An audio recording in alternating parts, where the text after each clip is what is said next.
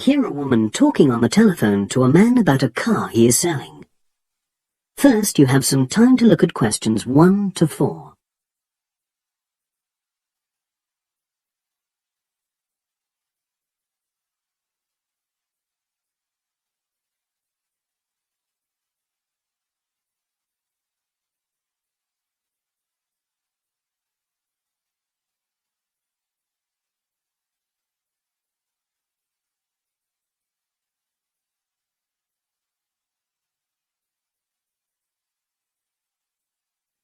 Now we shall begin.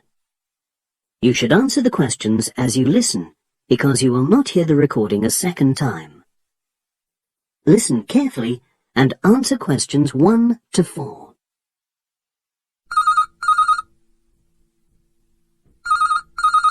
Hello, Brian Park speaking. Oh, hello. I'm calling about the advert in the paper. The car? Yes, the Mini you've got advertised for sale. Oh, yes. I just wanted to find out a bit more information. Of course. What would you like to know? It's my brother who's interested, actually, but he's not in today, so he asked me to call you. Fine. Great, thanks. So, it's a Mini? Yep. And how old is it? Just coming up to 13 years old. And I seem to remember from the ad that it's grey. That's it. Doesn't show the dirt. Absolutely. Anyway, the colour shouldn't be a problem for Jeff. You know, the important thing is the quality. Yes, of course. And what about mileage? With it being pretty old, it's probably over 100,000? Actually, it's 40,000 less than that. 62,000 on the clock. Great! I remember now. I'm confusing it with another ad I was looking at. Right. Pleasant surprise then. Yeah. Have you been the only owner, or was there a previous one? I'm the second one. Before, it was owned by a teacher, who was a very careful driver. Didn't have any accidents. Very good. And what about you? What do you tend to use it for? I haven't used it all that much, mostly for shopping. You know the sort of thing. So not much wear and tear. I'll make a note of that. I know Jeff wanted me to check that. Right. Before you hear the rest of the conversation, you have some time to look at questions 5 to 10.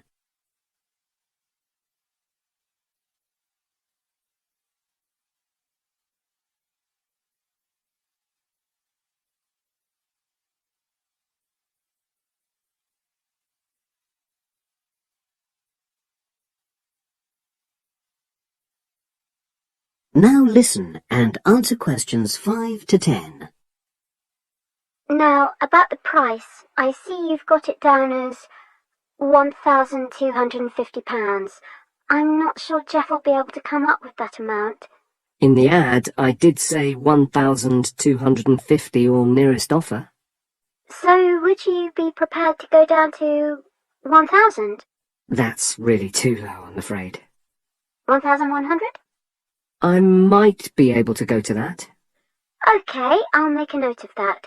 What about tax? Is it due soon? Got another 5 months before it's due. Oh, that's a real plus, yes. I'll make a note of that. Okay. Now, you say it's in good condition. For its age, I'd say yes, definitely. It's just been serviced and there were no major problems. Major? I'd be able to show you the service report. The only thing is, you'd have to get a new tyre in the near future. Though it's still okay, you know. It's certainly absolutely safe at the moment. Okay, fair enough. Yes, I understand. And the garage also mentioned that one headlight could probably do with replacing. They think there's a fault there, you know, intermittent. Well, we'd obviously look at all the documents, but that sounds very straightforward. Of course. I've got all the service documents up to date, and you can look at those. Well, it all sounds pretty good, and I know my brother will be interested, so would it be possible for him to see the car? He's back from his trip tomorrow, and away tonight, so how about tomorrow? Tomorrow? Wednesday? I'm afraid that's not possible. I'm out pretty much all day. Well, Thursday then? That'd be fine, yeah. In the morning? Yes, that'd suit me perfectly. Great. Now, you'll need my address. Oh, yes, of course. What is it? It's number 238. 238? London Road. Oh, that's easy enough. Yes, very straightforward. So I'll pass on these notes to Jeff, and he'll see you in a couple. That is the end of section 1. You now have half a minute to check your answers.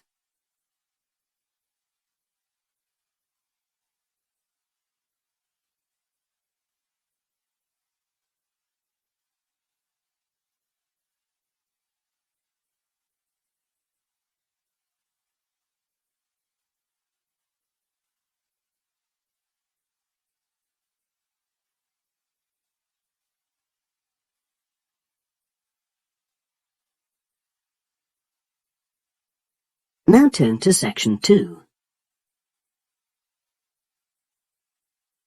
Test 3, section 2. You will hear part of a podcast for visitors to the popular holiday region called the Trelaw Valley. First, you have some time to look at questions 11 to 14.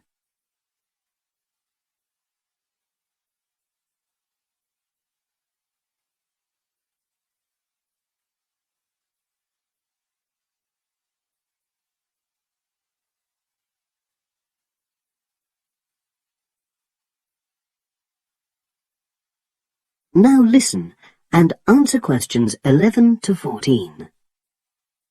The valley and estuary of the River Trelaw forms an unspoiled, beautiful landscape, rich in both wildlife and sites of historic interest. There are many ways to explore the area, and public transport links are good. It is possible to leave your car behind and travel by boat, train, or bus, with just short walks in between stops. The Trelaw Valley Passenger Ferry runs between villages along the river estuary and provides a link with a train station at Barry, which is about 10 minutes' walk from the riverside village of Calton. In the past, the river was the main form of transport in the area, and as in the past, today's ferry service operates according to nature.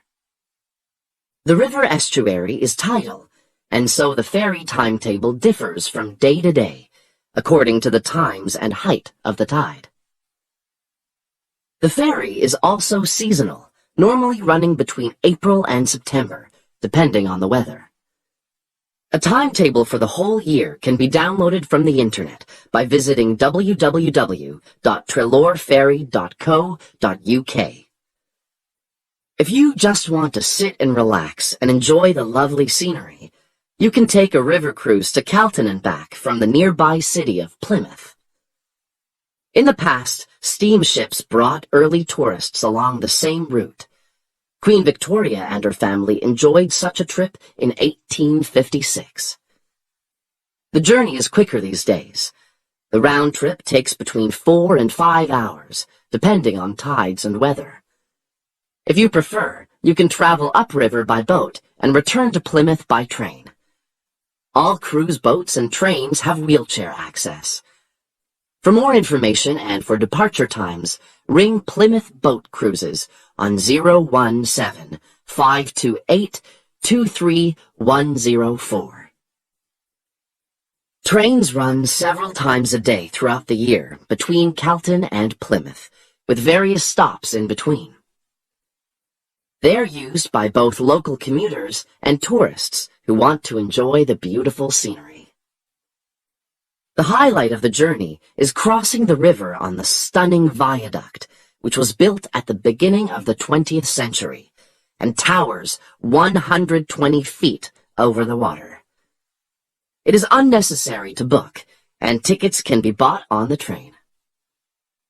For information about fares and timetables, contact National Rail Enquiries by phone or online. The bus service in the Trelaw Valley now connects all train stations and villages in the area.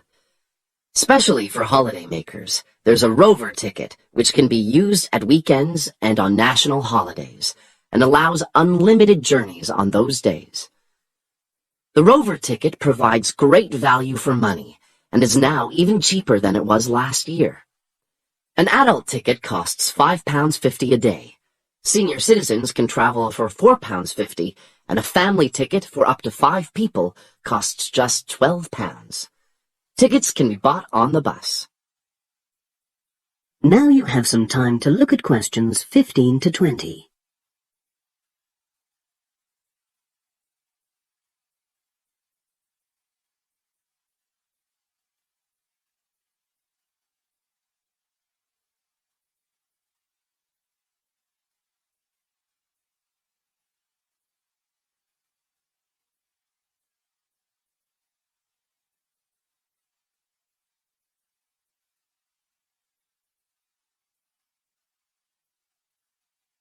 Now listen and answer questions 15 to 20. At the center of the Treloar Estuary area is the historic riverside village of Calton. The main road comes into the village from the south, and for those of you who are arriving by bus, it turns left just before the bridge and stops in the lay-by on the left-hand side. From there, it's just a short walk to Calton's various attractions. If you're arriving by car, you have to leave it in the main car park. Go over the bridge and take the first turning on the right. Then go on until you come to the end of that road. It's the only place to park in Calton, but there's no charge. If you're interested in local history, there's a museum in Calton with farming, fishing, and household implements from the late 19th century. As you come in from the south, cross the river and go straight on the same road until you reach the end. Also, on the subject of history, you can go and see the old mill, which has recently been renovated and put back into use. Turn left before you come to the bridge. Then go straight on and then take the first turning on the right. This leads straight there. If you're interested in arts and crafts, there's a potter's studio where you can watch the artist at work. After crossing the bridge, turn left, and it's the second building on the left. Finally, when you feel in need of refreshments, there's a cafe opposite the old boathouse and a picnic area near the mill. That is the end of section 2. You now have half a minute to check your answers.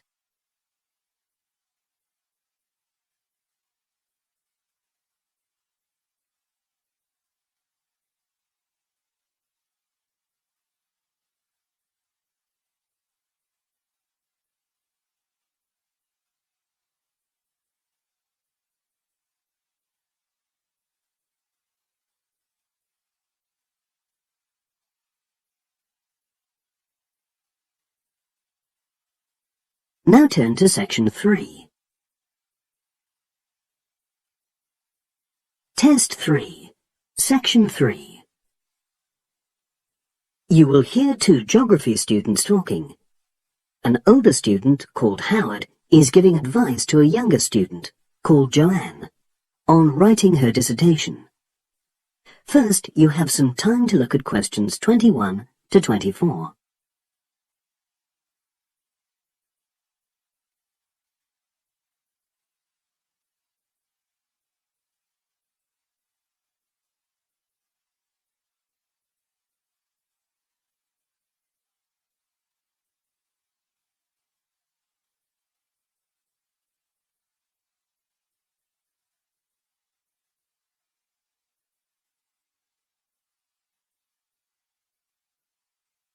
Now listen and answer questions 21 to 24.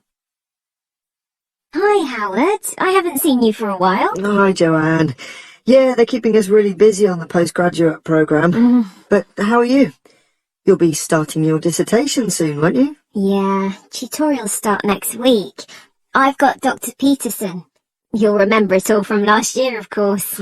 It's not something you forget easily. Oh.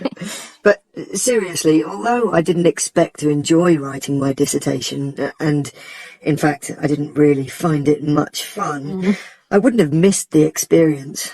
I found it really improved my understanding of the whole degree programme, you know, from the first year on. Right.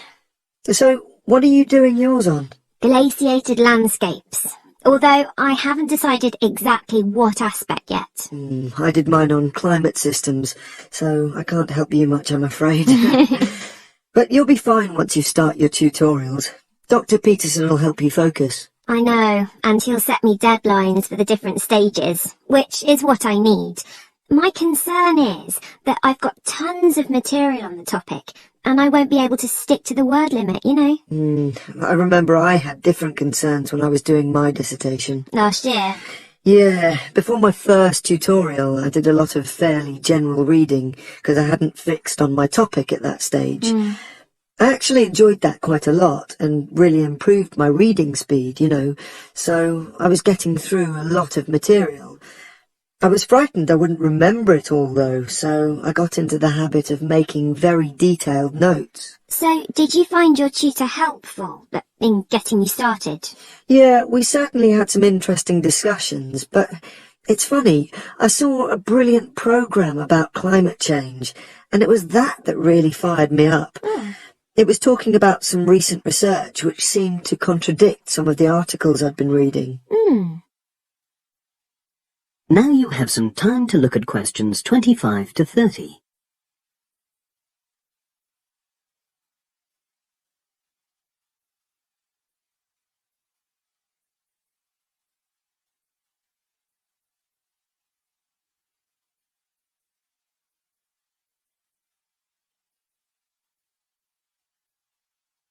Now listen and answer questions 25 to 30. So you say your tutorials start next week? Yeah. Well, the first month's crucial. You've got to meet your tutor and decide on your focus, but don't become too dependent on him. You know, don't see him every week, only when you want to check something. Right. Once you've got the focus, you've got to get reading. It's helpful to look through the bibliographies for all the course modules relating to your topic, and get hold of any books you think you'll need. I haven't got much money. I mean, get the books from the library, far better. And I suppose I should prepare a detailed outline of the chapters? Yeah, absolutely. But don't feel you have to follow it slavishly. It's meant to be flexible. Okay. Now, I'm someone who likes to get writing quickly. I can't just sit and read for a month. Not like me, then.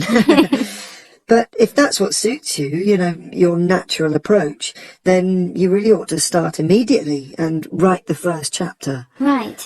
Now, Joanne, about the library, it's worthwhile getting on good terms with the staff.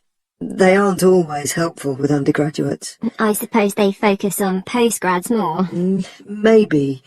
But show them you're serious about wanting to do good work. And what if I can't find what I need? Well, there's interlibrary loans. Borrowing books from other libraries, but I've heard it isn't all that reliable. You're right, but you probably won't need it anyway. Be positive. The library is likely to have most things you need.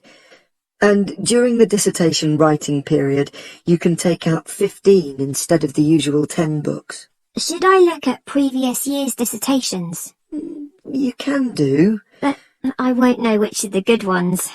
The library only keeps the best, and the staff can advise you. Are they willing to do that? Oh, yeah. And I'm worried about getting journal articles from the electronic library. Have you tried to find any yet? No. Well, you should. It's really straightforward. That's obviously something I'll have to look into. Dr. Peterson will help. Yeah, I know I can go to him if I have any worries. Except he will be away in the second month. It's the holidays. You should ask him what to do while he's away. Gosh, yeah. But I suppose I can get a lot of support from course mates. I know a couple of people who are thinking of doing the same topic as me. Take care. Collaboration can become dependency. I think you'd better see how that works out, what the people are like. You're probably right. About other reading, I suppose Dr. Peterson will recommend plenty of good articles to get me started. One thing I'd find out is what his attitude is to internet sources. Surely not in this day and age. I'd better get that sorted out right at the beginning. I would if I were you. And I've also got some questions about the research sections. How much time I should spend explaining the process? Well, I think that's up to you. You can see how it develops as you're writing. Okay. It's the same with things like time management. That's something a tutor can't really help you with. I agree. So, is there anything else you need me to go over? That is the end of section 3. You now have half a minute to check your answers.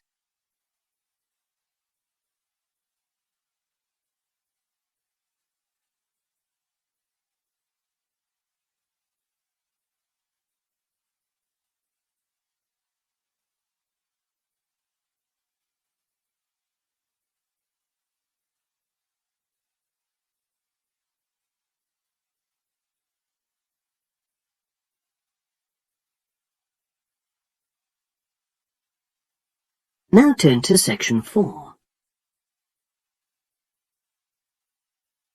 Test 3, section 4. You will hear a psychology undergraduate describing the research she is currently doing on expertise in creative writing. First, you have some time to look at questions 31 to 40.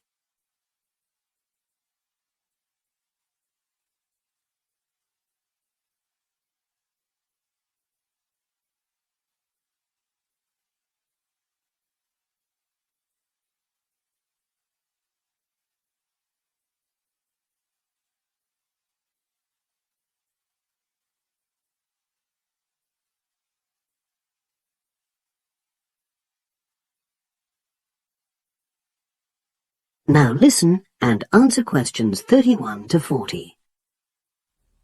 For my short presentation today, I'm going to summarise the work I've done so far on my research project to explore expertise in creative writing. Essentially, I'll share with you the process I underwent to gather my interim findings. First of all, I should give a little relevant background information about myself. Before I started my current degree course in cognitive psychology, I studied English literature, and as you can imagine, this meant I spent a great deal of time thinking about the notion of creativity and what makes people develop into successful writers. However, the idea for this research project came from a very specific source. I became fascinated with the idea of what makes an expert creative writer when I read a well-known 20th century writer's autobiography. I won't say which one at this stage, because I think that might prejudice your interpretation. Anyway, this got me thinking about the different routes to expertise. Specifically, I wondered why some people become experts at things whilst others fail to do so, in spite of the fact that they may be equally gifted and work equally hard. I started to read about how other researchers had explored similar questions in other fields.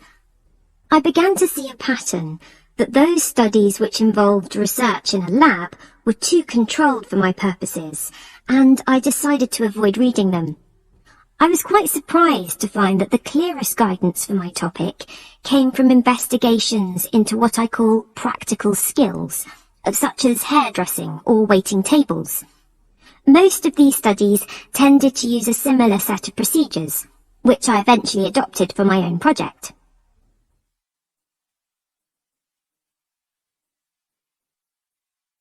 I'll now explain what these procedures were. I decided to compare what inexperienced writers do with what experienced writers do. In order to investigate this, I looked for 4 people whom I regarded as real novices in this field. Which proved easy, perhaps unsurprisingly. It proved much harder to locate people with suitably extensive experience who were willing to take part in my study. I asked the first 4 to do a set writing task and, as they wrote, to talk into a tape recorder, a technique known as think aloud. This was in order to get experimental data. Whilst they were doing this, a research assistant recorded them using video. I thought it might be helpful for me in my transcriptions later on. I then asked 4 experienced writers to do exactly the same task. After this, I made a comparison between the 2 sets of data, and this helped me to produce a framework for analysis. In particular, I identified 5 major stages which all creative writers seem to go through when generating this genre of text. I think it was fairly effective, but still needs some work, so I intend to tighten this up later for use with subsequent datasets. I then wanted to see whether experienced writers were actually producing the better pieces of writing. So I asked an editor, an expert in reviewing creative writing, to decide which were the best pieces of writing. This person put the 8 pieces of work in order of quality, in rank order, and using his evaluations, I was then able to work out which sequence of the 5 stages seemed to lead to the best quality writing. Now, my findings are by no means conclusive at this point. I still have a long way to go, but if any of you have any questions, I'd be happy to answer them and go. That is the end of section 4. You now have half a minute to check your answers.